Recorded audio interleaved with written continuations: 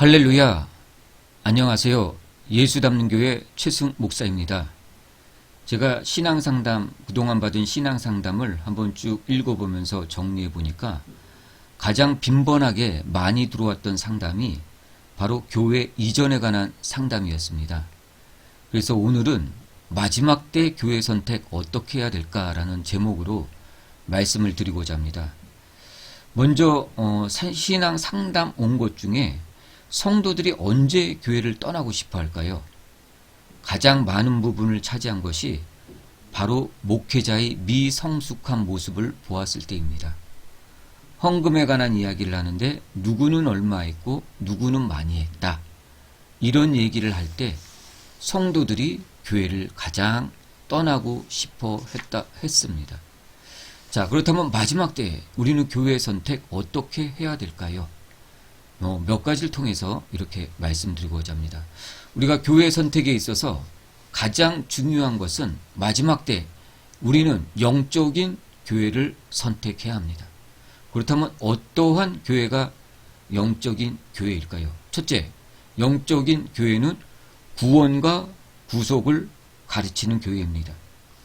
잘못된 구원관을 가르치는 교회가 있습니다. 이런 교회는 이단 사이비입니다.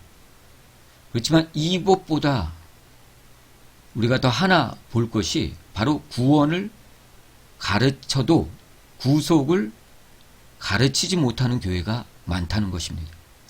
구원과 구속을 구분하지 못하는 경우도 많습니다. 예수 이름으로 구원받고 또 구속에 이르는 과정을 가르치고 삶에 인도하고 적용해 줄 수 있는 교회를 찾아야 되는 것입니다. 에베소서 1장 13절로 14절에도 너희가 그리스도 안에서 너희도 진리의 말씀 곧 너희의 구원의 복음을 듣고 그 안에서 또한 믿어 약속의 성령으로 인치심을 받았으니 이는 우리가 기업의 보증이 되사 그 얻으신 것을 구속하시고 그 영광을 찬송하게 하려 하심이라. 그렇습니다. 우리 성도들은 구원받았음은 구속의 날까지 자기의 영혼을 지켜 나가야 되는 것입니다. 바로 이 구원과 구속의 과정을 가르치는 교회가 영적인 교회인 것입니다. 두 번째는 목회자의 말씀 선포를 통해서 우리는 그 교회가 영적인 교회인지 분별해 나갈 수가 있습니다. 첫 번째는 목회자의 경험과 사례가 설교 중에 계속 등장하는가 하는 문제입니다. 목회자가 전도를 한다든지 신앙 상담을 한다든지 기도를 한다든지 그의 삶을 통한 경험이 있는 교회가 그 목회자가 목회를 제대로 하고 있다는 의미입니다.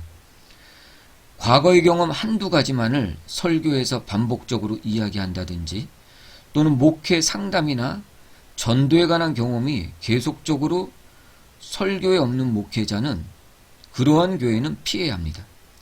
그러한 교회는 잃은 양에게 관심이 없는 교회인 것입니다. 이러한 목회자가 있는 교회는 양들을 위하여 또한 기도도 하지 않습니다. 예수님께서도 현장에서 사역을 하시고 그 사역 후에 제자들에게 바로바로 설교하시고 가르친 것을 통해서 목회자 또한 현장에서의 삶과 또 경험을 설교를 통해서 가르칠 줄 아는 교회가 바로 영적인 교회인 것입니다. 두 번째, 목회자가 하는 설교가 지식인가 지혜인가 분별해야 됩니다. 많은 책을 읽었다는 것과 성경적 지식이 설교를 통해서 드러나야 하는 것입니다. 이러한 목회자가 있는 교회를 피하십시오. 설교는 지식이 아닙니다. 설교는 하나님께서 주시는 지혜입니다. 지식적인 설교, 자신이 읽었던 책에 대한 내용을 말하는 설교, 이런 설교는 경건의 모양은 있지만 경건의 능력은 없는 설교이고 교회입니다. 이 설교는 듣는 성도들에게는 지식이 커지게 되겠지만은 경건의 능력은 전이 되지 않습니다. 세 번째는 축복의 설교와 영적 성장을 위한 설교입니다. 담임 목사님의 설교를 두세 번 들으면은 바로 알 수 있습니다. 매번 축복의 설교만 나오는 교회인가, 아니면 성도들의 영적 성장을 위한 설교가 있는 교회인가, 그것을 분별해야 됩니다. 축복에 관한 설교는 3년이면 족합니다.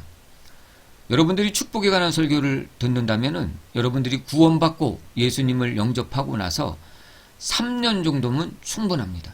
3년 이후부터는 여러분들의 영적 성장을 위해서 영적 성장에 관한 말씀을 먹고 또한 훈련 받아야 되는 것입니다.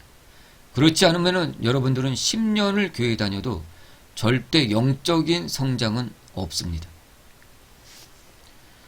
세 번째는 하나님의 음성을 듣는 법을 가르치는 교회인가라는 문제입니다. 하나님의 음성을 듣는 것은 하나님의 자녀로서 당연한 것입니다. 이런 것들이 영적인 것입니다. 오늘날 많은 사람들은 이것을 이상한 것으로 생각합니다. 또한 오늘날 많은 교회들과 목회자들이 하나님의 음성을 듣는 것을 이상한 것으로 만들어 버렸습니다. 그래서 성도들을 가르치고 있지 않습니다. 성경에도 소경이 소경을 인도할 수 없다고 했습니다. 목회자가 영적인 소경이면 성도도 영적인 소경이 될 수밖에 없는 것입니다. 하나님의 음성을 듣는 것을 성경에만 있는 것으로 가르친다면 이러한 교회는 가지 마십시오. 영적으로 죽어있는 교회입니다. 요한복음 10장 3절로 5절에도 이렇게 기록하고 있습니다. 그를 위하여 문을 열고 양은 그의 음성을 듣나니 그가 자기 양의 이름을 각각 불러 인도하여 내느니라. 자기 양을 다 내놓은 후에 앞서가면 양들이 그의 음성을 아는 거로, 양들이 그의 음성을 아는 거로 우리가 하나님의 자녀라면 하나님의 음성을 안다는 것입니다. 하나님의 음성을 듣는 법을 안다는 것입니다. 타인의 음성은 알지 못하는 거로 타인을 따르지 아니하고 도리어 도망한다라고 성경은 말하고 있습니다. 또한 기도를 가르치는 교회인가 여러분 보십시오. 기도를 가르치지 않는 교회가 많습니다. 성도들이 신앙생활을 10년, 20년 했음에도 불구하고 여러분들이 한 교회에서 10년, 20년 신앙생활을 했음에도 불구하고 기도하는 법을 배워본 적이 없다. 그 교회는 영적으로 죽은 교회입니다. 기도하는 원리, 또 영적으로 기도하는 원리, 또 기도의 종류들, 또 어떻게 기도하는지 이러한 것들을 가르치는 교회를 찾아야 되는 것입니다. 또한 기도를 훈련시키는 교회를 찾아야 되는 것입니다. 여러분들이 영적으로 성장하려면은 말씀뿐 아니라 기도 훈련을 하지 않고서는 절대 영적으로 성장해 나갈 수가 없습니다. 그냥 새벽에 기도해라, 기도를 가르쳐 주십시오 했더니 기도해라, 기도하면 된다, 이런 말만 들었다. 여러분 그 교회를 지금 떠나십시오. 그 교회는 영적으로 잠들어 있는 교회이고 기도도 할 줄 모르는 교회입니다. 기도의 원리와 영적인 기도를 어떻게 하는지, 방언의 원리, 묵상의 원리, 또한 통성의 원리, 이런 기도의 원리들을 가르치고 훈련시키는 교회를 찾아가야 되는 것입니다. 다음 네 번째는 성도의 문제를 영적으로 풀어주는 교회인가? 여러분 이러한 교회를 찾아가야 되고 이러한 교회가 영적인 교회인 것입니다. 사람들은 살다 보면 가정과 자녀와 직장과 사업과 또 여러 가지 인간관계의 문제에 부딪히게 됩니다. 근데 이러한 문제에 부딪혔을 때 이러한 성도들의 문제를 영적으로 풀어주는 교회인가를 확인해 보아야 합니다. 요즘 성도들은 상담을 꺼려합니다. 왜냐하면 상담을 하면 늘 돌아오는 말은 말씀과 기도하십시오라는 말뿐이기 때문입니다. 그래서 어떠한 도움이 되지 않습니다. 결국 성도들은 그 문제를 집에 갖고 와서 자신이 말씀과 기도로 풀어 나가야 되는 것입니다. 그렇지만 영적으로 성장한 성도들은 그것이 별 문제가 되지 않겠지만은 영적으로 성장하지 않은 성도들은 그 문제 앞에서 좌절할 수밖에 없는 것입니다.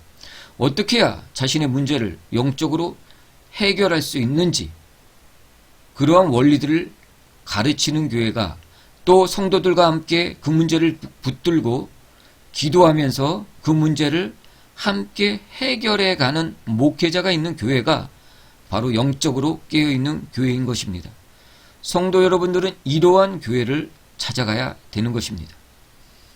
자, 끝으로 그렇다면 당신이 죽은 교회를 선택하는 이유에 대해서 말씀드리겠습니다. 첫째, 당신이 죽은 교회를 선택하는 이유는 크기와 규모를 보기 때문입니다. 크기와 규모가 있는 교회는 성도들을 여러 가지로 편하게 만듭니다. 대형 버스로 교회와 집을 연결시켜줘서 교회에 오가기가 편합니다. 또한 부서와 풍부한 자원이 있습니다. 그래서 그러한 것들을 이용할 수 있고 또한 많은 성도 간의 관계를 인맥을 쌓아갈 수 있습니다.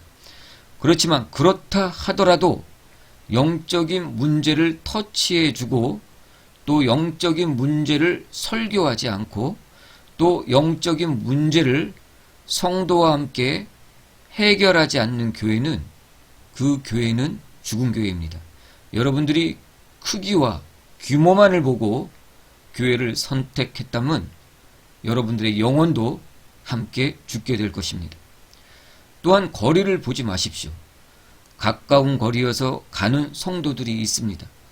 거리가 가까워서 몸은 편할지 모르지만 여러분들의 영적인 것들은 충족되지 못하고 예수님과 점점 멀어지게 될 것입니다. 그러므로 거리를 보지 마십시오. 또한 여러분들이 보아야 될 것은 목회자의 사치입니다. 신앙 상담 온 것 중에 한 분은 담임 목사님의 옷이 매주 바뀐다는 것입니다. 그것도 한 벌에 100만원, 200만원 하는 옷이 매주 바뀐다는 것입니다. 성도들은 힘들게 어렵게 11조를 하고 헌금을 하는데 목회자들은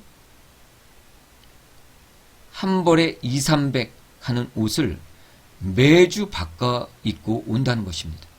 이러한 교회는 가지 마십시오.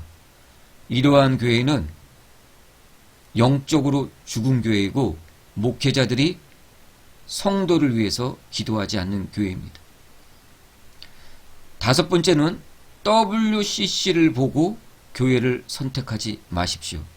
요즘 많은 성도들이 교회를 떠나는 이유 중에 하나가 WCC에 가입되어 있다는 이유 때문입니다. 그리고 선택하는 교회가 WCC에 가입되어 있지 않다는 이유만으로 교회를 선택합니다. 물론 저도 WCC 종교 다원주의를 반대하는 사람 중에 하나입니다. 그렇지만 여러분, 구원은 개인 구원이지 교회 구원, 조직 구원, 그룹 구원이 아닙니다. 여러분들이 WCC에 가입되어 있지 않는 교회를 선택한다고 해서 그 교회가 여러분들의 구원을 보장해 주지 않는다는 것입니다. 구원은 개인 구원이지 교회가 여러분들을 구원해 주지 않는다는 것입니다. 여섯 번째 여러분들이 봐야 될 것은 바로 정치 문제입니다. 정치에 크게 관여하는 교회는 가지 마십시오. 정치에 참여하느냐고 영적으로 기도하지 않는 교회입니다. 또한 정치에 참여하느냐고 성도들을 위해 기도하지 않는 교회입니다. 이상 그동안 여러분들이 상담해왔던 그 교회 선택의 문제를 갖고 제가 정리해서 말씀드렸습니다. 이러한 것들을 기준으로 여러분들이 마지막 때에 교회를 선택한다면은 영적으로 살아있는 교회를 선택하게 되는 것입니다. 다시 한번 정리하자면 첫째, 구원과 구속을 정확하게 가르치는 교회인가? 두 번째, 목회자의 말씀 선포를 통해서 분별하십시오. 목회자의 경험과 사례가 설교에서 계속적으로 나오는 교회인가? 또한 목회자가 지식을 설교하는 교회인가? 책 이야기를 많이 하는 교회인가? 이러한 교회는 피하십시오. 또한 축복의 설교만을 하는 교회인가? 영적 성장을 위한 설교를 하는 교회인가? 이러한 것들로 통해서 목회자의 설교를 통해서 여러분들은 영적으로 깨인 교회를 선택하십시오. 또한 세 번째는 하나님의 음성을 듣는 법을 가르치는 교회인가? 기도를 가르치는 교회인가? 또한 기도를 훈련시키는 교회인가? 이러한 교회를 선택하십시오. 또한 네 번째는 성도의 문제를 함께 끌어안고 영적으로 해결하려고 노력하는 교회인가? 이러한 교회를 선택하십시오. 여러분들이 이러한 교회를 선택했다면 그 교회는 영적으로 깨어있는 교회고 여러분들을 천국으로 인도할 수 있는 교회입니다.